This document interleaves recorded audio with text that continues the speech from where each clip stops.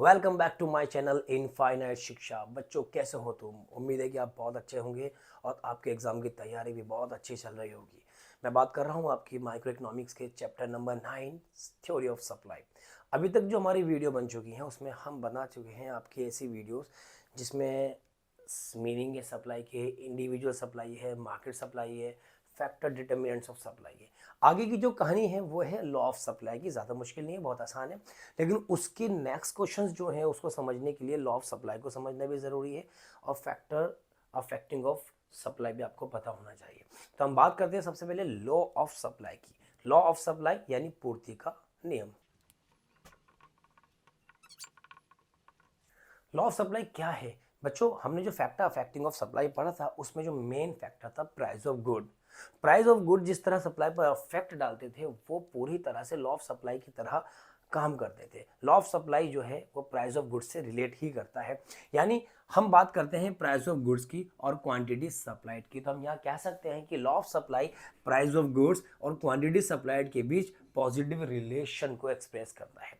यानी law of supply state a positive relation between price of goods and quantity supplied. लेकिन ये relation तब बना रहता है जब अदर फैक्टर्स कांस्टेंट रहते हैं। अगर किसी भी तरह से अदर फैक्टर्स में कोई परिवर्तन आ जाता है तो प्राइस अपना काम नहीं कर पाते हैं, या यूं कह लीजिए लॉ ऑफ सप्लाई फिर एग्जिस्ट नहीं होता है। तो हम यहाँ पर प्राइस और क्वांटिटी के बीच पॉजिटिव रिलेशन को एक्सप्लेन करने से पहले ही यहाँ पर एक बात कह देते हैं, अदर थिंग्स बीइंग कांस्टेंट, अन्य बातें समान रहने पर, अदर थिंग्स बीइंग कांस्टेंट, जिसको हम हिंदी में कहते हैं अन्य बातें समान रहने पर। अब आप बोल सकते हो कि अगर प्राइस इंक्रीज होता है तो वस्तु की पूर्ति की मात्रा भी बढ़ जाती है। Inversely when price of goods decreases correspondingly quantity supplied also decreases.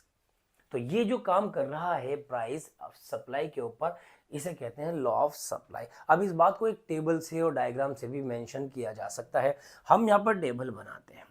जिस तरह हमने लॉ ऑफ सप्लाई को एक्सप्लेन करने के लिए प्राइस और क्वांटिटी की मदद ली, इसी तरह टेबल में भी एक तरफ हम दिखाएंगे प्राइस और एक तरफ हम बात करेंगे क्वांटिटी सप्लाइड की। अब आप देख सकते हो कि आपको लॉ ऑफ सप्लाई की टेबल अगर बनानी है तो प्राइस और क्वांटिटी में पॉजिटिव रिलेशन को ही दिखाना होगा। यानी प्राइस को आप बढ़ता हुआ दिखाते हो तो क्वांटिटी भी बढ़ती हुई दिखा दीजिए। प्राइस 2 था, सप्लाई 1 थी, प्राइस बढ़कर 4 हो गया, सप्लाई बढ़कर 3 हो गई, प्राइस बढ़कर 10 हो गया, सप्लाई बढ़कर 12 हो गई। ऐसा कुछ नहीं कि प्राइस में होने वाला चेंज हमेशा बराबर होगा या क्वांटिटी उसके हिसाब से बढ़े। रिलेशन पॉजिटिव होना चाहिए। इंक्रीजिंग रेशो कुछ भी हो, डिक्रीजिंग रेशो कुछ भी हो, रिलेशन पॉजिटिव होना चाहिए। तो यहाँ पर हमने टेबल के माध्यम से प्राइस और क्वांटिटी में पॉजिटिव रिलेशन को एक्सप्रेस किया है। इट मीन्स ये जो टेबल है ये लॉ ऑफ सप्लाई की टेबल है। अब बात करते हैं डायग्राम की। जब हम डायग्राम बनाएंगे तो डायग्राम में भी एक तरफ प्राइस को दिखाएंगे और एक तरफ क्वांटिटी को। बच्चों, कई बार बच्चों का ये सवाल आता है कि सर हम ये ओ एक्स एक्सिस है, ये ओ वाई एक्सिस है, यहाँ पर हम क्वांटिटी को दिखा देते हैं। तो कई बार बच्चे मुझसे ये कहते हैं कि सर ये ज़रूरी है कि ओ एक्स एक्सिस पर क्वांटिटी को क्यों दिखाया जाता है? बच्चों, हो सकता है किसी बच्चे को ये बात पता हो सकता है, लेकिन अक्सर बच्चों को ये बातें पता होती ही नहीं है कि हम प्राइस को ओ वाई एक्सिस पर क्यों दिखाते हैं और क्वांटिटी को ओ एक्स एक्सिस पर क्यों दिखाते हैं। देखो, जो 2 डायमेंशंस कर्व होते हैं उसमें 2 वेरिएबल्स होते हैं। एक होता है ओ वाई एक्सिस वाला और एक होता है ओ एक्स एक्सिस वाला। हम किसको ओ वाई पर एक्सप्रेस करेंगे और किसको ओ एक्स पर रिप्रेजेंट करेंगे, ये ज़रूरी होता है, इसको जानना ये ज़रूरी होता है कि जो आपका डिपेंडेंट वेरिएबल है, एक वेरिएबल प्राइस है, एक वेरिएबल क्वांटिटी है।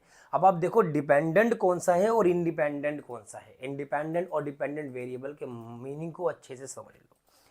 आप मुझे बताओ कि प्राइस क्वांटिटी पे डिपेंड कर रही है या क्वांटिटी प्राइस पे डिपेंड कर रहा है? तो आपको साफ पता लग रहा है कि अगर प्राइस बढ़ेगा तो क्वांटिटी बढ़ेगी। पता लगा क्वांटिटी में होने वाला इंक्रीमेंट डिपेंड कर रहा है प्राइस पर, क्वांटिटी में होने वाला चेंज डिपेंड कर रहा है प्राइस पर। तो प्राइस यहाँ पर इंडिपेंडेंट है, क्वांटिटी डिपेंडेंट है। तो डिपेंडेंट वेरिएबल जो होता है वो ओ एक्स एक्सिस पर दिखाया जाता है। आप यहाँ प्राइस को नहीं दिखा सकते।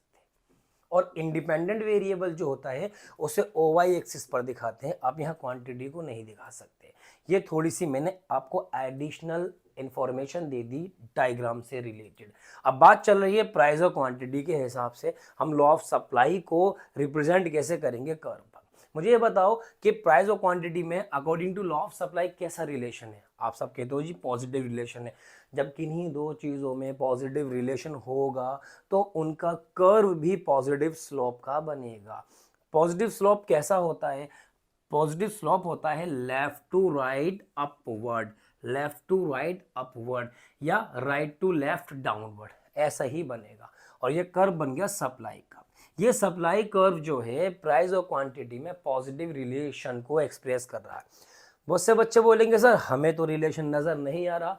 चलिए हम आपको प्राइस और क्वांटिटी में इस कर्व पर पॉजिटिव रिलेशन को दिखाते हैं। हम यहाँ पर 2 पॉइंट ले लेते हैं, एक पॉइंट ए और एक पॉइंट बी। हमने यहाँ पे 2 पॉइंट लिए। अब ए पॉइंट पर प्राइस कितना है ये जानने के लिए आप एक काम करिए, ए की सीध लेकर वहां जाओ जहां पर आपने प्राइस को दिखाया है। आपने प्राइस ओ वाई एक्सिस पर दिखाया है तो ए की सीध लेकर हम ओ वाई एक्सिस पर आ गए जी, इतना प्राइस है। अब इस प्राइस को आप 5 मान लो, 10 मान लो, ए मान लो, बी मान लो, पी मान लो। भाई मैंने एज्यूम कर लिया पी। ए पॉइंट पर प्राइस है ओ पी। अब क्वांटिटी कितनी है? क्वांटिटी के लिए बिल्कुल वही काम करेंगे जो प्राइस को जानने के लिए आपने किया, क्वांटिटी को जानने के लिए भी वही काम करेंगे। क्या कि एक ही सीध लेकर हम वहां जाएंगे जहां पर आपने क्वांटिटी को रिप्रेजेंट किया है और क्वांटिटी को हमने किया है ओ एक्स एक्सिस पर। अब इस क्वांटिटी को कुछ भी माना जा सकता है, 1 एज्यूम किया जा सकता है, A B C X Y Z कुछ भी मान सकते हैं। मैंने मान लिया क्यू। पता लगा ए पॉइंट पर प्राइस है ओपी, क्वांटिटी है ओ क्यू। अब हमें यह जानना है कि कैसे पॉजिटिव रिलेशन को एक्सप्रेस कर रहा है एस एस सप्लाई का। हम ए से ट्रेवल कर जब बी पर गए तो जाहिर सी बात है जब हम ए से बी पर आएंगे, ए से बी पर मूव करेंगे तो प्राइस में भी चेंज आया होगा और क्वांटिटी में भी चेंज आया होगा। जानते हैं कि प्राइस में चेंज कितना आया, तो प्राइस एक्सिस पर गए और वाह प्राइस तो इंक्रीज हो गया। इसको भी कुछ भी माना जा सकता है, मैंने मान लिया P1। अब वही काम क्वांटिटी के लिए भी करेंगे कि क्वांटिटी में क्या चेंज आया है जी। क्वांटिटी को जानने के लिए क्वांटिटी एक्सिस पर जाएंगे, अरे वाह क्वांटिटी भी इंक्रीज हो गई और इसको मान लिया हमने Q1। तो आप देख सकते हो इस डायग्राम पे कि प्राइस भी इंक्रीज हो रहा है और क्वांटिटी भी इंक्रीज हो रही है, यानी प्राइस और क्वांटिटी में रिलेशन कैसा है? पॉजिटिव। मेरे प्यारे बच्चों जब आप डायग्राम बना दोगे तो डायग्राम का एक्सप्लेनेशन आपको डायग्राम के नीचे लिखना होगा और एक्सप्लेनेशन देना डायग्राम का निहायत ही आसान होता है। क्या है डायग्राम का एक्सप्लेनेशन? आप बोलोगे in the above figure quantity has been shown on O X axis, यानी उपरोक्त रेखा चित्र में ओ एक्स अक्ष पर वस्तु की मात्रा को दर्शाया गया है and price O Y axis, और कीमतों को ओ वाई पे रिप्रेजेंट किया गया। In figure S S is supply curve, S S एक पूर्ति वक्र है विच इज शोइंग, जो क्या दर्शा रहा है कि when price of goods OP quantity supplied O Q. जब प्राइस ओपी है तो quantity supplied O Q, but due to increasing price OP to ओपी1, प्राइस की ओपी से बढ़कर ओपी1 हो जाने पर quantity increase by O Q to O क्यू1। तो आप जो डायग्राम पर रिप्रेजेंट कर रहे हो, डायग्राम पे जो दिखा रहे हो वही चीज नीचे एक्सप्लेनेशन में दे देना, ये डायग्राम का एक्सप्लेनेशन हो जाएगा। मेरे प्यारे बच्चों ये सारा का सारा आपका बन गया लॉ ऑफ सप्लाई। अब इन शॉर्ट में लॉ ऑफ सप्लाई को दोबारा समझाता हूं कि what is law of supply. आप बोलोगे law of supply state a positive relation between price of goods and quantity supplied. In other words, other things being constant, when price of goods increases, quantity supplied increases. Inversely, when price of goods decreases, quantity supplied also decreases. Hence, there is positive relation between price of goods and quantity supplied. It may be broadly explained by following table and diagram. यहाँ पर हम table बनाते हैं तो एक तरफ price लेते हैं और एक तरफ क्वांटिटी। हमने कुछ भी एज्यूम किए जा सकते हैं, 2, 4, 10, 1, 2, 3 कुछ भी। अगर प्राइस इंक्रीज हो रहा है तो जरूरी है कि आप क्वांटिटी भी इंक्रीज करते हुए दिखाइए। तो यहाँ पर आपका लॉ ऑफ सप्लाई आपने प्रेजेंट कर दिया। अब आता है डायग्राम पर। डायग्राम पॉजिटिव स्लोप का बनाएंगे तो प्राइस और क्वांटिटी में पॉजिटिव रिलेशन ही नजर आएगा और डायग्राम बनाने के बाद नीचे इसका एक्सप्लेनेशन दे दोगे। तो बच्चों ये था हमारा लॉ ऑफ सप्लाई। एक छोटी सी बात और मैं आपको बता दूं, कभी कभार बच्चों से कहा जाता है कि लॉ ऑफ सप्लाई के अजम्पशंस बताओ, assumptions of law of supply.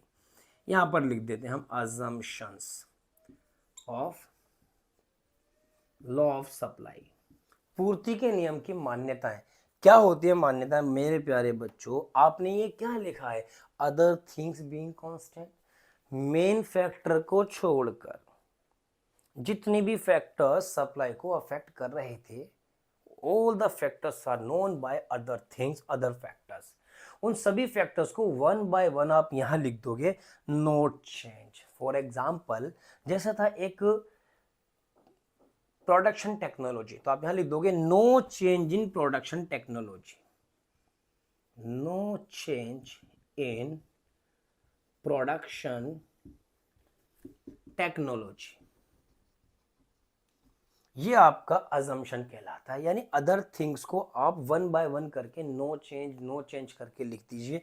No change in government policy, लो जी लो, no change in government policy, no change in price of production factors, production factors. तो इस तरह जितने भी आपके अदर फैक्टर्स थे उनको नो चेंज करके लिखते चले जाओ। ये लॉ ऑफ सप्लाई के अजम्पशंस हो जाते हैं।